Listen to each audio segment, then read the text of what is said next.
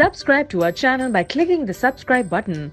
Click the bell button and enjoy the latest uploads from our channel. Glasgow, Scotland. CNN's President Donald Trump and Prime Minister Theresa May arrived at the lip of the stairs leading to their lecterns. The US president took his British counterpart's hand and helped her down the 4 short steps to the stage.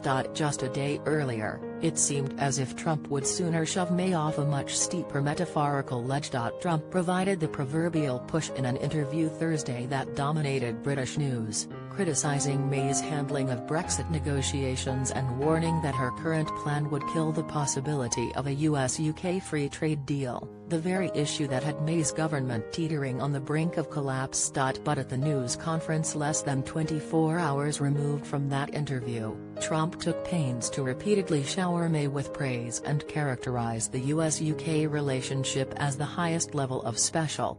On Brexit, he said, "Whatever you do is okay with me."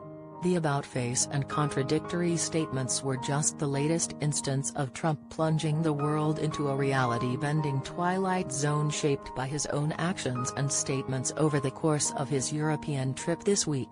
They leave an open question as to which reality Trump will subscribe to as he holds his Monday summit with Russian President Vladimir Putin.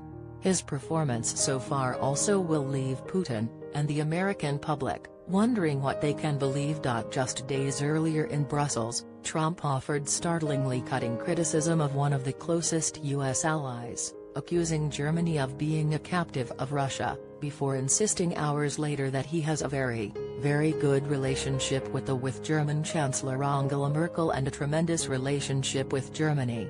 The truth revealed itself in the stiff body language between the two leaders, who did not shake hands for the cameras and appeared miles apart even as they sat just feet from each other. But the president's tour de grace came during his suddenly announced solo news conference at the end of the NATO summit that sent reporters scrambling to make it into the room on time and wondering whether Trump would announce the US was leaving NATO after reports suggested he had threatened to do so earlier in the day. Instead, Trump took to his lectern in the darkly lit room to proclaim that all NATO allies had agreed to substantially up their commitment to defense spending at levels that they've never thought of before. Despite his insulting and critical comments of close U.S. allies during the summit and his private threats, Trump insisted the alliance was very unified, very strong. But none of those claims passed muster. As the French President Emmanuel Macron, who maintains one of the most genial personal relationships with Trump of any world leader, made clear soon after Trump's news conference, NATO allies did nothing more than recommit themselves to the previously agreed 2% of GDP defense spending by 2024. As for the unity of the alliance, the words and images Trump put out to the world signaled anything but the united front. Lawmakers in Washington and U.S. allies abroad had hoped the U.S. and NATO would project ahead of Trump's summit with Putin in Helsinki on Monday. After his blistering criticism of Germany, he and Merkel, heads of the largest economies in the alliance, could not have found themselves further apart as NATO Secretary-General Jens Stoltenberg led the group of world leaders through the cavernous lobby of the alliance headquarters. Merkel found herself in the front, while Trump straggled behind. Then there was Trump's late arrival for NATO's second day that only amplified the sense of unease that still lingered in the building after his first day.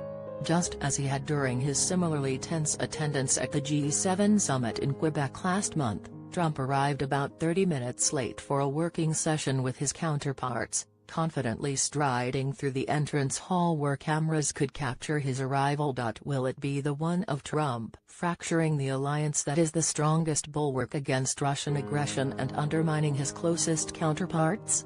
Or will it be the other version, in which the NATO alliance has been strengthened and the partnership between the US and its close allies across the Atlantic stand united before Putin? The US and NATO allies did pledge in Brussels to bolster their defense and deterrence capabilities as a bulwark against Putin, a notable achievement.